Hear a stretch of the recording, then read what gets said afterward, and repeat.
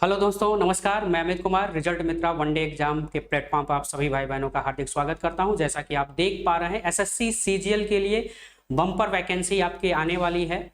11 जून को आपकी नोटिफिकेशन आपको जो है दे दिया जाएगा। और 11 जून बहुत ज़्यादा दिन नहीं है। जैसे ये चुनाव आप चूंकि आप देख रहे हैं कि आईपीएल और चुनाव का माहौल भी चल रहा है, ये वक्त ऐसा जल्दी बीत जाएगा, आपको पता भी नहीं लगेगा। और आपका ये जो एग्ज़ाम कंडक्ट होने वाला है वह अगस्त और सितंबर माह में कंडक्ट होने वाला है। तो अगस्त और सितंबर माह में आपका ये एग्ज़ाम यानी ये एसएससी सीजीएल का एग्ज़ाम जो है कंडक्ट होगा। और उससे पहले पहले आपको किस तरह से एसएससी सीजीएल की तैयारी करनी है, एसएससी सीजीएल होता क्या है, एसएससी सीजीएल में क्या पैटर्न है, एग्जाम पैटर्न क्या है, क्या एज रिलैक्सेशन होता है, क्या एज होती है, ठीक है, कौन कौन से पोस्ट होते हैं, उन सभी के बारे में हम लोग यहाँ पर डिटेल से डिस्कशन करने जा रहे हैं। ठीक है, तो यहाँ पे हम लोग आज बात कर रहे हैं एसएससी सीजीएल की। तो एसएससी सीजीएल बहुत ज़्यादा इंपॉर्टेंट जो है पोस्ट होती है, और इसे एक तरह से आप कह सकते हैं मिनी यूपीएससी होता है। आप यूपीएससी का एग्जाम देते हैं, यूपीएससी की तरह भी यह भी होता है, इसीलिए इसको मिनी यूपीएससी के एग्जाम के तौर पर जाना जाता है। ठीक है, जिसमें कई एग्जाम जो है कंडक्ट कराए जाते हैं, जिसमें एक आपका एसएससी सीजीएल का भी एग्जाम है। ठीक है, नोटिफिकेशन डेट कब आएगी, पोस्ट कितने होंगे, एग्जाम पैटर्न क्या रहने वाला है, एज, एलिजिबिलिटी और फीस क्या रहने वाली, सिलेबस, इस सभी के बारे में हम लोग यहाँ पर डिटेल से डिस्कशन करने वाले हैं। ठीक है, और वीडियो को जिन लोगों ने सब्सक्राइब नहीं किया है, सबसे पहले तो आप चैनल को सब्सक्राइब कर लीजिए, ताकि आपको आने वाली जितने भी एग्जाम्स की नोटिफिकेशन है वो बराबर आपको मिलता रहे। और सभी जो है एग्जाम्स की नोटिफिकेशन आप देखते रहें, आप अपने आप को समझ पाएँ कि हम किसकी प्रिपरेशन कर सकते हैं या नहीं कर सकते हैं। कई बच्चे ऐसे होते हैं जो स्टेट पीसीएस या फिर यूपीएससी की तैयारी करते हैं, वो अक्सर सीजीएल जिनका जो है बैकग्राउंड अगर साइंस साइड रहता है, मैथ ग्रुप से रहता है, तो वो अक्सर बच्चे जो है एसएससी सीजीएल का या सीडीएस का भी जो है फॉर्म भरते हैं। तो यहाँ पे हम लोग फिलहाल बात करने वाले हैं एसएससी सीजीएल की डिस्कशन हम लोग यहाँ पर करने वाले हैं। ठीक है, नोटिफिकेशन इसका कब आएगा, तो इसके बारे में जानकारी मैंने आपको, फॉर्म कब आएगा, तो यह फॉर्म आ जाएगा आपको 11 जून को। 11 जून को यह आपका फॉर्म आ जाएगा। बहुत ज़्यादा दिन नहीं है, पढ़ना बहुत है आपको, इसलिए अभी से लग जाइए। अभी से लगेंगे तभी आप जो है सितंबर, जो अगस्त और सितंबर में आपका एग्जाम कंडक्ट होगा, तो उसको आप क्रैक कर पाएंगे। ठीक है, और एग्जाम कब तक होगी, तो यह एग्जाम मैंने आपको बताया अगस्त सितंबर में इसका डेट जो है, जैसे ही फॉर्म आ जाएगा वैसे ही डेट इशू हो जाएगा, कब यह एग्जाम का डेट जो है इशू होगा। ठीक है, आयोग द्वारा। एलिजिबिलिटी क्या होगी, तो इसमें आपकी जो एलिजिबिलिटी होगी, कई ऐसे पोस्ट हैं, लेकिन नॉर्मली जो एलिजिबिलिटी है वह आपका ग्रेजुएशन होना चाहिए। यानी आप बीए हूँ, बीएससी हूँ, बीकॉम हूँ, बीटेक हूँ, ठीक है, वह सभी लोग जो है इसमें पात्र हैं। इस फॉर्म को आप फिल कर सकते हैं, यानी आपका ग्रेजुएशन होना अनिवार्य है। ग्रेजुएशन आप रहेंगे तभी इस फॉर्म को आप अप्लाई कर सकते हैं। किस तरह के पोस्ट होते हैं यह हम आगे अभी जस्ट डिस्कस करेंगे। इसमें कुल 33 पोस्ट यानी कुल 33 पोस्ट के लिए वैकेंसी आती है। ठीक है, और लगभग जो है 7,500 से ऊपर की वैकेंसी रहती है। पिछली बार तो 2021 की अगर हम बात करें तो 36,000 पोस्ट आया था एसएससी सीजीएल में। कभी भी इतने पोस्ट नहीं आते हैं, लेकिन कभी भी 8,000 के अराउंड में भी, इससे मतलब 5-6 हज़ार तो नहीं, आप मान के चले कि 7,500 से ऊपर ही पोस्ट रहते हैं। एज लिमिट क्या रहती है, इसके बारे में हम लोग डिस्कशन करेंगे। एग्जाम पैटर्न क्या रहने वाला है, किस तरह से एग्जाम कंडक्ट कराया जाता है एसएससी द्वारा। ठीक है, फॉर्म भरने की फीस कितनी होती है, नंबर ऑफ वैकेंसी मैंने आपको बताया कि नंबर ऑफ वैकेंसी जो रहेगी वह 75,100 से यानी 7,500 से ज़्यादा की वैकेंसी इस बार आने वाली है। तो आप अभी से प्रिपेयर हो जाइए, अभी से तैयार हो जाइए, क्योंकि जब फॉर्म आ जाएगा तब आपको तैयारी नहीं करनी है, आपको अभी से लग जाना है। और अभी से लग जाएंगे तभी आप एसएससी सीजीएल को क्रैक कर पाएंगे। ठीक है, सिलेबस क्या है, सिलेबस के बारे में हम लोग डिस्कशन करेंगे कि सिलेबस में किस तरह से हमको तैयारी करनी है, कम से कम समय में स्मार्ट तरीके से हम अच्छे तरह से एसएससी सीजीएल को क्रैक कर पाएँ। कट ऑफ जो है कितनी रहती है, कितनी जाती है, तो पिछले वर्ष के जितने भी कट ऑफ हैं उनके बारे में हम लोग थोड़ा यहाँ पर डिस्कशन करेंगे। तो चलिए डिस्कशन करते हैं। पहले तो हम पोस्ट जान लेते हैं कि कौन कौन से पोस्ट के लिए आप जो है फॉर्म को अप्लाई जो है कर सकते हैं। ठीक है, तो यहाँ पर जो पहला, दूसरा और तीसरे ये जो 3 पोस्ट होते हैं AAO के पोस्ट होते हैं, असिस्टेंट, ठीक है, असिस्टेंट ऑडिट ऑफिसर के पोस्ट होते हैं, अलग अलग कैग विभाग में होता है, अकाउंटेंट डिपार्टमेंट में होता है। ठीक है, और ये सबसे ज़्यादा सैलरी वाली जो है पोस्ट होती है, सबसे ज़्यादा सैलरी वाली यह पोस्ट आपकी मानी जाती है। और इसी से यूपीएससी भी इसका एक फॉर्म निकालती है जो कि ईपीएफओ के नाम से आता है, और हाल ही में फॉर्म आया था, शायद लास्ट डेट उसका शायद खत्म हो चुका होगा ईपीएफओ का। तो ईपीएफओ का भी जो फॉर्म आता है ये उससे थोड़ा सा छोटा पोस्ट होता है, उसमें थोड़ा सा एक लेवल पोस्ट जो है ज़्यादा होता है, यानी इसमें प्रमोशन करके आप उस लेवल तक आप जा सकते हैं। और यह जो है गैजेटेड ऑफिसर का जो है पोस्ट होता है ग्रुप बी की। एज आप देख पा रहे हैं कि 18 से 30 वर्ष का जो है यहाँ पर एज होता है, और ये सबसे अच्छा पोस्ट जो है माना जाता है। यहाँ पर एक जो ये तीसरा है असिस्टेंट सेक्शन ऑफिसर, यह भी एक अच्छा पोस्ट है, 20 से 30 साल जो है एज है।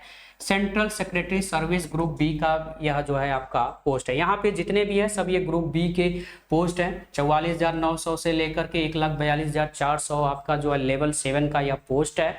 असिस्टेंट सेक्शन ऑफिसर एएसओ का पोस्ट है इंटेलिजेंस ब्यूरो ग्रुप में। 18 से 30 वर्ष यहाँ पर जो है आपकी एज होनी चाहिए, मिनिमम 18 वर्ष, मैक्सिमम 30 वर्ष होनी चाहिए।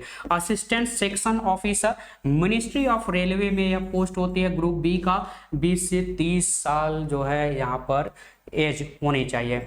Assistant section officer ministry of external affairs में ग्रुप बी का यह पोस्ट होता है, 20 से 30 साल एज होनी चाहिए। असिस्टेंट सेक्शन ऑफिसर एएसओ का फॉर्म जो कि AFHQ ग्रुप बी का पोस्ट है। Assistant section officer ministry of electronics and information technology यानी IT ग्रुप, IT सेक्टर में जो है आपका 18 से 30 वर्ष जो है आपकी एज होनी चाहिए। ठीक है, यहाँ पर असिस्टेंट सेक्शन ऑफिसर, यहाँ पे मिनिस्ट्री एंड डिपार्टमेंट ऑर्गेनाइजेशन, अलग अलग मिनिस्ट्रीज के जो है यहाँ पर पोस्ट है एएसओ के लिए 18 से 30 साल के लिए। इंस्पेक्टर ऑफ इनकम टैक्स, ये सबसे वैल्यूएबल पोस्ट होती है SSC CGL का। SSC CGL में अगर सबसे ज़्यादा वैल्यूएबल यानी सबसे ज़्यादा जो बच्चे अप्लाई करते हैं किसी पोस्ट के लिए तो वह है आपका इनकम टैक्स ऑफिसर का, जो कि यहाँ पर CBDT ग्रुप सी का यह पोस्ट है। 18 से 30 वर्ष के लिए यह जो है आपकी एज होनी चाहिए। तो इंस्पेक्टर ऑफ इनकम टैक्स, ठीक है, CBDT। Inspector central excise duty में CBIC ग्रुप बी, और यह 18 से 30 साल इसमें एज होनी चाहिए। इंस्पेक्टर प्रिवेंटिव ऑफिसर CBIC 18 से 30 वर्ष की आपकी एज होनी चाहिए। इंस्पेक्टर एग्जामिनर CBIC 18 से 30 साल एज होनी चाहिए आपकी। असिस्टेंट इन्फोर्समेंट ऑफिसर, ठीक है, AEO, और यही पोस्ट आपकी EPFO में भी निकलती है। Directorate of enforcement department of revenue group 18 से 30 साल की एज होनी चाहिए। Sub inspector central bureau of investigation CBI, अगर जिनको भाई CBI में बहुत बच्चे जो है सोचते हैं कि हम CBI इंस्पेक्टर बने हैं तो आप CBI इंस्पेक्टर जो है आप बन सकते हैं इसमें बिल्कुल SSC CGL के थ्रू। SSC CGL का आपको फॉर्म भरना है, ठीक है। सब इंस्पेक्टर यानी सेंट्रल ब्यूरो ऑफ इन्वेस्टिगेशन को आपको जो मेंस में होता है, मेंस में आप जब पोस्ट अप्लाई करेंगे तो उसके लिए आप अप्लाई करेंगे, वो तो बाद का बात है। पहले तो हमको प्री जो एग्जाम किस तरह का पैटर्न है उसके बारे में पहले हम समझ लें। Inspector post of department of post ministry of communication group B 18 से 30 साल। Inspector central bureau of narcotics में जो है आपका इंस्पेक्टर के पोस्ट पर मिनिस्ट्री ऑफ फाइनेंस ग्रुप 18 से 30 साल एज जो है होनी चाहिए। लेवल, अभी ये तो था लेवल 7 के थे, अब लेवल जो है 6 का यानी 35,400 से लेकर के 1,12,400 रुपए तक जो यह लेवल 6 का पोस्ट है। असिस्टेंट यानी ASO के post other ministry and department organisation group भी 18 से 30 साल एज होनी चाहिए। एग्जीक्यूटिव असिस्टेंट CBIC, इस तरह से कुल जो यहाँ पे पोस्ट आप देख पा रहे हैं। Sub inspector national investigation NIA में, अगर बहुत बच्चे जो है NIA के लिए सोचते हैं कि NIA में नेशनल इन्वेस्टिगेशन एजेंसी में सब इंस्पेक्टर का ख्वाब अगर आप देखते हैं तो आप 18 से 30 साल के हैं तो आप SSC CGL का फॉर्म जो है भर सकते हैं। Sub inspector junior intelligence officer narcotics central bureau MHA 18 से 30 साल आपकी एज होनी चाहिए। जूनियर स्टैटिकल ऑफिसर, ये JSO की जो पोस्ट होती है इसके लिए थोड़ा सा आपका क्राइटेरिया अलग होना चाहिए, इसके अलग से पेपर भी होते हैं, वो हम लोग आगे डिस्कशन करेंगे। और यह 18 से 32 यही एक ऐसा पोस्ट है जिसमें ज़्यादातर मतलब 32 साल के लिए एज मिलती है, बाकी किसी और पोस्ट में सब नीचे ही मिलते हैं, 30 साल से कम या उससे भी कम।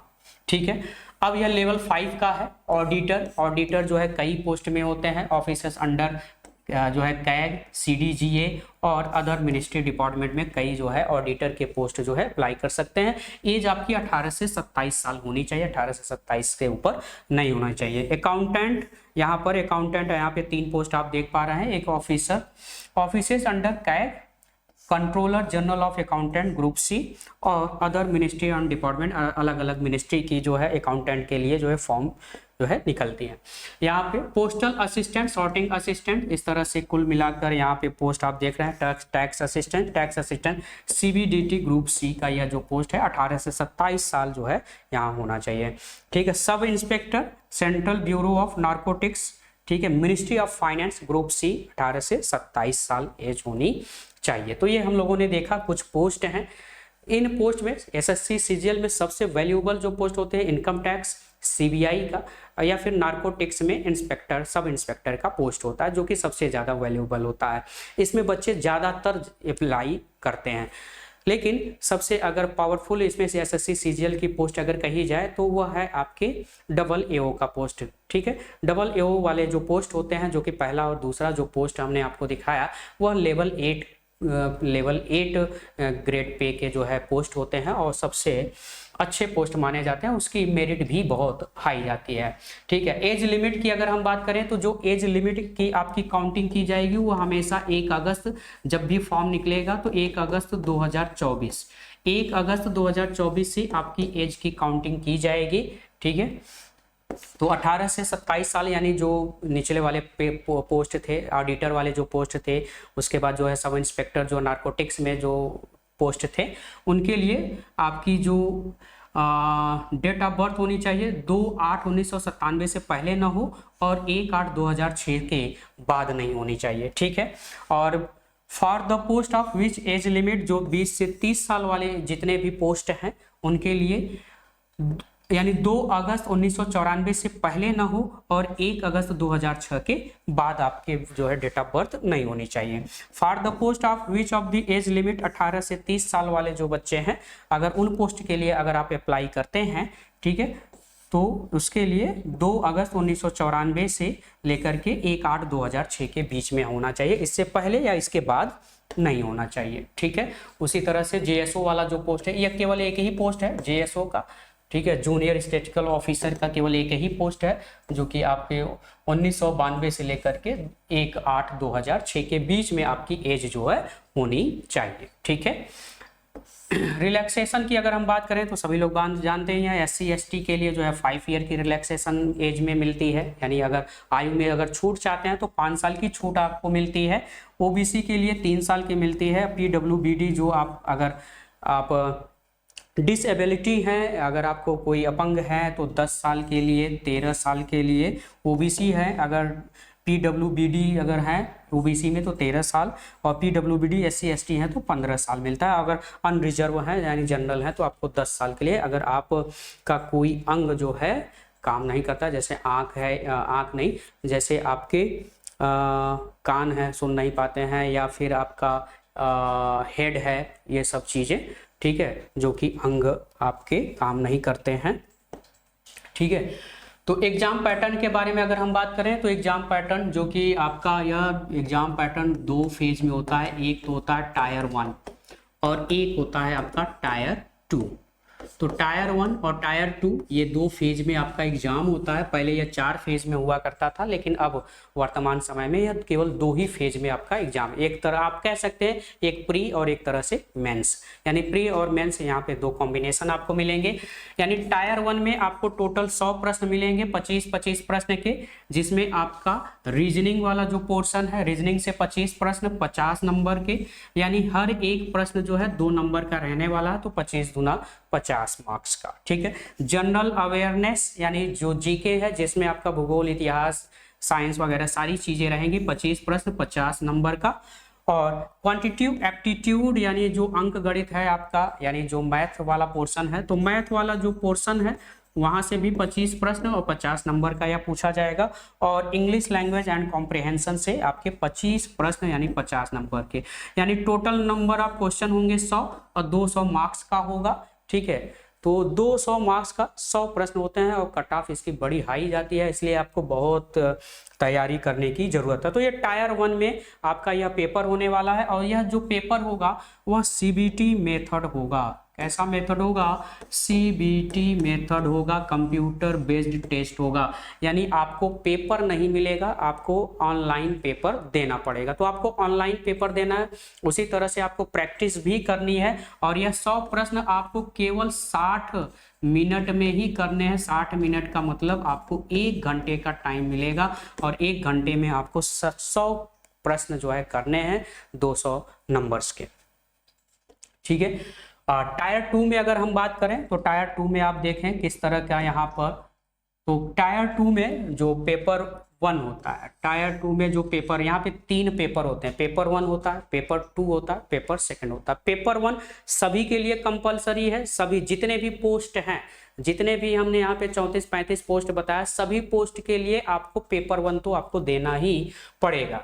और इसमें 3 सेक्शन जो है बटे हुए। पेपर 1 में 3 सेक्शन है, सेक्शन फर्स्ट है, सेक्शन सेकंड है, सेक्शन थर्ड है। हर एक सेक्शन के लिए 1 घंटे मिलेगा। इस सेक्शन के लिए भी 1 घंटे, इस सेक्शन के लिए भी 1 घंटे, लेकिन तीसरे वाले सेक्शन के लिए 15-15 मिनट का टाइम आपको मिलता है। ठीक है, यानी इस सेक्शन फर्स्ट के लिए आपको 1 आवर का टाइम मिलेगा, सेक्शन सेकंड के लिए भी आपको 1 आवर का टाइम मिलेगा। ठीक है, जिसमें मॉड्यूल सेक्शन फर्स्ट में module first, module second math और रीजनिंग के पेपर होंगे। 30 प्रश्न आपका मैथ का होगा, 3 नंबर का 1 प्रश्न होगा, 180 नंबर के होंगे। रीजनिंग के 30 प्रश्न होंगे, 1 प्रश्न 3 नंबर का और 180 प्रश्न जो है 180 नंबर के प्रश्न पूछे जाएंगे। सेक्शन सेकंड में इंग्लिश और जनरल अवेयरनेस, इंग्लिश का पेपर, इंग्लिश और कॉम्प्रिहेंशन का पेपर होगा। 45 प्रश्न आपको यहाँ से इंग्लिश का पूछा जाएगा, 1 प्रश्न 3 नंबर का, टोटल 135 नंबर का। जनरल अवेयरनेस यानी इतिहास, भूगोल, साइंस, ठीक है, इतिहास, भूगोल, साइंस, पॉलिटी, सभी इंडियन कॉन्स्टिट्यूशन वगैरह सारे सब्जेक्ट इसी से पूछे जाएंगे। 25 प्रश्न पूछे जाएंगे, 1 प्रश्न 3 नंबर का, टोटल 75 नंबर का प्रश्न यहाँ से आपको पूछा जाएगा। सेक्शन थर्ड में मॉड्यूल फर्स्ट में कंप्यूटर, ठीक है, 20 प्रश्न पूछे जाएंगे, 1 प्रश्न 3 नंबर का, 60 नंबर के प्रश्न होंगे। और यहाँ पर होगा डाटा एंट्री स्पीड टेस्ट, जो कि आपका डेस्ट मतलब डाटा एंट्री स्पीड टेस्ट, इसी में आपको यानी टायर सेकंड में ही कर लिया जाएगा। इसके पहले क्या होता था, एक चौथे फेज में होता था, लेकिन अब क्या होता है, दूसरे ही फेज में आपका जो लोग किसी पोस्ट के लिए अगर अप्लाई कर रहे हैं जिनमें कंप्यूटर की जरूरत पड़ती है, तो आपका डाटा एंट्री स्पीड टेस्ट जो है करा लिया जाएगा। और यह आपको 15 मिनट का इसमें टाइम दिया जाएगा। 15 मिनट आपको कंप्यूटर के लिए भी, 15 मिनट को आपको डाटा एंट्री स्पीड टेस्ट के लिए भी मिलेगा। टोटल यहाँ पर कुल 630 नंबर के होंगे प्रश्न। पेपर फर्स्ट कितने का होगा? 630 नंबर का यहाँ पर प्रश्न होने वाला है। अच्छा, ये जो टेस्ट पेपर होता है ये क्वालिफाइंग है, इसमें आपका कोई नंबर ऐड नहीं होगा। ठीक है, तो ये हो गया पेपर फर्स्ट। पेपर सेकंड की अगर हम बात करें तो पेपर सेकंड स्टैटिक्स का पेपर होता है। ठीक है, और यह 200 प्रश्न होंगे, 1 प्रश्न 2 नंबर का, यानी टोटल 200 मार्क्स का यह टोटल जो है पेपर आपका होता है। ठीक है, और ये जो पेपर सेकंड है यह केवल जेएसओ पोस्ट के लिए होता है। किसके लिए होता है? जेएसओ। जो बच्चे जेएसओ पोस्ट के लिए अप्लाई करेंगे, ठीक है, जूनियर स्टैटिकल ऑफिसर के लिए जो अप्लाई करेंगे, यह उन बच्चों के लिए, अगर आप पोस्ट भरते समय आपने जेएसओ का पोस्ट अगर अप्लाई किया है तो आपको सेकंड पेपर भी देना पड़ेगा, जो कि 100 प्रश्न 2 नंबर का होगा। थर्ड पेपर जो होगा वो जनरल स्टडीज एंड इंडियन आपका फाइनेंस और इकोनॉमिक्स से प्रश्न होगा। 100 प्रश्न होंगे, 1 प्रश्न 2 मार्क्स का होगा, यानी टोटल 200 नंबर का प्रश्न यहाँ से आपका पूछा जाएगा। ठीक है, यह कौन से पोस्ट के लिए आप अप्लाई करेंगे? तो यह जो डबल एओ वाले पोस्ट हैं, डबल एओ वाले जो पोस्ट हैं, जो शुरुआत के 3 पोस्ट हैं, शुरुआत के 3 पोस्ट जो हैं डबल एओ वाले जो पोस्ट हैं, वह आपको पेपर थर्ड भी देना पड़ेगा। ठीक है, यानी अगर आपने जेएसओ का पोस्ट भरा है, इसके अलावा और आपने पोस्ट भरे हैं, आप केवल एक ही पोस्ट के लिए अप्लाई नहीं कर सकते, सभी पोस्ट के लिए अप्लाई कर सकते हैं। जेएसओ का अगर आपने अप्लाई किया है तो आपको सेकंड पेपर देना पड़ेगा। डबल एओ के लिए भी पोस्ट आपने अप्लाई किया है तो आप इसका भी जो है पेपर थर्ड भी देंगे, तब आप सेकंड नहीं देंगे, कौन सा देंगे? थर्ड। अगर आपने जेएसओ डबल एओ सब भर दिया है तो आपको तीनों पेपर आपको देने पड़ेंगे, ठीक है। पेपर कंपलसरी है सभी पोस्ट के लिए। पेपर सेकंड हमने आपको बताया या जेएसओ पोस्ट के लिए जो है होता है, और जो तीसरा जो पेपर है हमने आपको बताया डबल एओ वाले पोस्ट के लिए जो है आप एप्लीकेबल जो है हैं, ठीक है। सिलेबस की अगर हम बात कर लें तो सिलेबस क्या रहने वाला है, जो आपका टायर 1 होता है, टायर 1 में किस तरह से सिलेबस में क्या क्या पूछे जाएंगे, ठीक है। तो जनरल इंटेलिजेंस और रीजनिंग की बात करें तो एनालॉजीज, सिमिलरिटीज एंड डिफरेंसेस, यानी जो अंतर होता है, ठीक है। स्पेस विजुअलिटी, ठीक है, spatial orientation, problem solving, analysis, judgement, decision making, visual memory, ठीक है, relationship, concept, arithmetical reasoning, figural classification, arithmetic number of series, यानी जो आपने पढ़ा है अभी तक उससे काफ़ी क्वेश्चन जो है मिल जाएगा, आपने जितना अभी तक पढ़ा है। Series, coding, decoding, statement in conclusion और सिलोलॉजिस्टिक रीजनिंग, तो ये सभी जो है आपको यहाँ पे मैंने दे दिया है सिलेबस में। क्वांटिटिव एप्टीट्यूड में क्या पढ़ना है? नंबर सिस्टम आपको पढ़ना है, नंबर्स के बारे में जानना, decimal fraction, relationship between numbers, ठीक है, एल्जेब्रिक आइडेंटिफिकेशन और एल्जेब्रा जो कि आपका टॉपिक ये चल ही रहा है, ठीक है। Percentage, ratio, proportion, square roots, average, interest, profit loss, discount, partnership, mixture and alligation, time और distance, time and work and tangents, graph and linear equation, triangle and its property. Triangle से काफ़ी प्रश्न पूछे जाते हैं, 3 से 4 प्रश्न आपके ट्रिएंगल और इसके प्रॉपर्टी से रहते हैं। सर्किल, क्वाड्रिलेटरल, वृत्त और उसके गुण, क्वाड्रिलेटरल, रेगुलर पॉलीगन, ठीक है, prism, cube, cuboid, cylinder, cones, sphere, hemisphere, pyramid, trigonometry and जो है आपके स्टैटिक्स से भी कुछ क्वेश्चन जो है पुटअप किए जाएंगे, ठीक है। परम्यूटेशन, कॉम्बिनेशन और प्रोबेबिलिटी, फिलहाल इससे कम क्वेश्चन कम आते हैं। अच्छा, नंबर ऑफ वैकेंसी, इस बार जो नंबर ऑफ वैकेंसी रहने वाली है 7500 से ज़्यादा वैकेंसी, यानी 7500 से ज़्यादा वैकेंसी रहने वाली है, तो इसके लिए जो है आप जरूर तैयारी करना शुरू कर दें अभी से। कट ऑफ 2023 की अगर कट ऑफ की देखें तो डबल एओ वाला जो पोस्ट है देख रहे हैं कितना गया, 200 में से, ये टायर 1 का है, 200 में से 160 यानी 170 आप समझ लीजिए, जो कि हम जनरल की बात कर रहे हैं। जनरल और ओबीसी की हम खासकर बात करेंगे, बाकी सभी लिखा है आप देख सकते हैं। तो जनरल के लिए 169.67 और ओबीसी के लिए 166.29, यानी लगभग जो है 3 पॉइंट जो है कम है, ठीक है। जेएसओ पोस्ट के लिए आप देख पा रहे हैं कितना 168 है, यानी जो डबल एओ वाला पोस्ट होता है, जेएसओ वाला पोस्ट होता है, ये नंबर ऑफ वैकेंसी इनकी कम रहती है, इसलिए इनका जो मेरिट है वो बहुत हाई जाता है, इसलिए आपको इस पे अगर फोकस करना है, इन पोस्ट के लिए अगर आपको जो है तैयारी कर रहे हैं तो आपको बहुत कड़ी मेहनत करनी पड़ेगी। बाकी जो अदर पोस्ट के लिए है वह देखिए 150 नंबर, यानी 200 मार्क्स में से आपको 150 प्लस आपको लाने हैं, तब तो आप मान के चलिए आप जो है एसएससी सीजीएल क्रैक कर पाएंगे। यह पिछले वर्ष का जो है क्राइटेरिया है, पिछले वर्ष का कट ऑफ यहाँ पे मैंने दिया हुआ है।